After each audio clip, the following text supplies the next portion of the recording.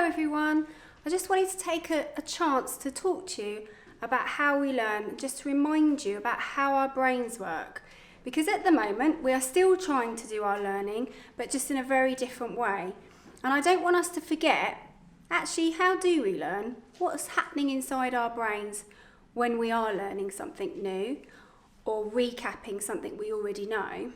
And I just want us to remember how that works, because knowing how we learn helps us when we find things difficult or when we meet new challenges.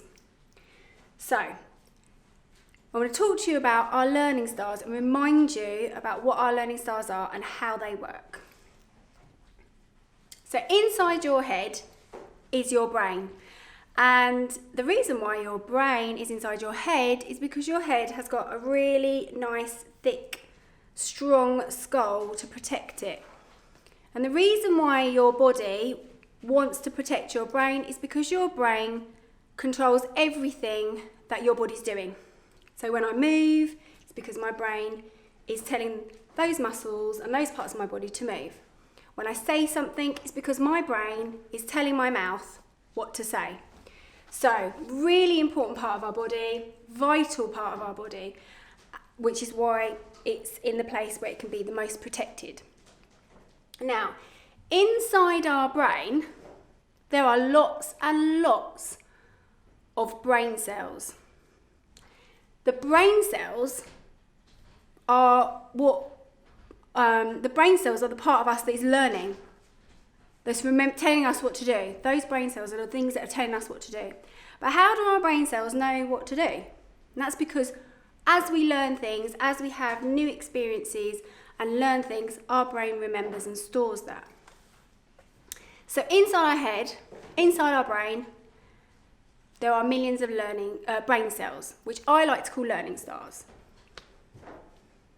So inside, it would be those learning stars which are sparkling and shining and stretching and twinkling away with energy when you're learning something. It's kind of like the night sky, all those stars in the night sky, those millions of stars. That's what's happening inside your head. So here we have a picture of a little girl, and it's like an X-ray picture, so we can see her brain, and there are all her learning stars, there are all of her brain cells twinkling away, all that energy, all that electricity, because she's learning something new, or she's doing something she really likes, or it's just something's happening to her, she's experiencing something, and it's making all her learning stars sort of wake up, start twinkling and shining. Now if we could get a real close-up of what those brain cells look like, those learning stars, they look like this, which is why I call them stars, because they're kind of star-shaped, and they shine and twinkle, like we say the stars in the sky do. But the thing that they do that's really interesting is they stretch. So when a learning star, when a brain cell is having a new experience, or having any experience, they stretch out. And what they want to do is they want to hold hands with another brain cell. So the learning star stretches and wants to hold hands with another learning star. That's what it really, really wants to do. So as we can see in this person's brain, I'm going to guess it's this little girl's brain, we can see those learning stars, they are stretching and they are holding hands with each other. And where they're holding hands is the little bright light. And that's what we want our brains to do. We want our learning stars to be stretching and trying really hard to hold hands with each other. Now, when we learn something, let's say we learn a new word, our learning stars would have stretched, they would have held hands, but then they might have let go. And the next time we come to use that word, we might say, I don't remember what that word was actually. I think it started with this letter, but I can't remember how it went. And that's because our learning stars didn't stay holding hands. They stretched, they held for a bit, and then they let go. But every time you hear that word or use that new word, those learning stars will stretch, hold hands. They might let go, but then you'll use that word again or hear that word again. They'll stretch or hold hands, and the more they do it, the tighter that hold will become until it is permanent. So for example, if you were learning how to write your name, your learning styles were stretching, holding hands, then they were letting go. Then you practiced, you kept practicing writing your name, and each time it got a little bit easier. You remembered a few more words than last time, until in the end, you just know how to write your name. You just know it. And that's because your learning styles have created a permanent connection with each other. They are holding hands and it's permanent. They're never going to let go. They're like super glued together. So that's what we're trying to do when we learn something new. You have to practice it and practice it, but eventually you'll just know it, and you'll know it because those learning styles have created a permanent connection with each other. And that is what learning is. And everybody is doing it. Little tiny babies, right up to your nans and your granddads. Everybody is having this experience all the time in their brains. We don't realise it's happening, but that is what's happening. That is how we remember things. That is how we learn new things. That is how we know things. So, and it never stops. Our brain never stops doing this, which is great because it means we are always learning. We're always going to be learning machines. It's never going to end. We're never just going to be grown-ups and not have to learn anymore. It's always going to be there. It's always going to be happening because this is what our brain wants to do. So I always ask when we're in class, I always say, what brain do you want to have? So here's someone who had their learning styles. Some of them are twinkling, some of them are switched on. There's not many connections happening. And this person, their brain's like having a party. It's all twinkling, it's busy. The learning styles are making connections, they're holding hands with each other. Now, the reason why we get different types of people, some people learn things quicker, some people have to work really hard to learn something, and some people just learn things easily.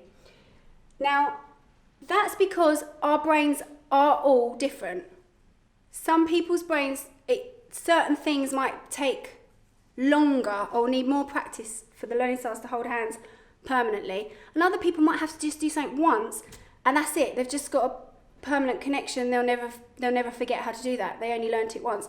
It's just what makes us unique and is something to be celebrated. But if we know that that's what makes us different, then we don't have to, if we find something hard, like maybe this person has found some learning difficult and has decided to say, I can't do it, I won't try to do it. Now, this person, maybe they also find things hard to learn or find things challenging, but they never said they couldn't and they never said they wouldn't try. So this person tries and this person doesn't try. Now, this person who tries, even if they keep forgetting, even if they don't remember, even if those permanent connections don't happen between the learning styles, this person's learning styles are still stretching. Every time they do something, every time they try, their learning styles will stretch. And that's learning, and that's what we want to do. We just want to stretch the learning styles. We just want to stretch them and stretch them. When they hold hands and stay permanently, that will happen when it happens. What we need to try to do is make sure we're always stretching them. So this person says, I can try, I will try, and look at their busy, happy little brain. And this person has gone, oh, I can't do it, I don't think I'll bother. And so they've got less connections. Now, this is what we're looking for. We call this the growing brain. See, it's all rainbow coloured because that person is giving their brain a chance to grow by trying. So we've got this little brain here and he's working hard because that sort of represents the brain that's trying. And that's all we can do. That's all we can do is try. And if we try, we're going to have this, even if we don't succeed, if we try, we're going to have this growing brain, this rainbow, here's where the party's happening, brain. This side is what people call a fixed mindset. So this part of their mind isn't growing. It's stuck. It's kind of what I would call stuck. It's the stuck brain that isn't going anywhere. It isn't learning any new colours. It's just going to stay grey because it's having a sleep and it's saying, I can't and I won't and I'm not going to try. But if it just tried, it would start to become this growing brain. So it's just about trying. That's the key thing. Trying to stretch your learning styles. Not worrying about if you forget. Not worrying about if you're finding something difficult to do. Just trying will give you that growing mind. And that's what we want. What we call a growth mindset. We don't want a fixed mind, a stuck mind. We want a growing one. Now at school, we talk about growing minds all the time and stretching our learning styles.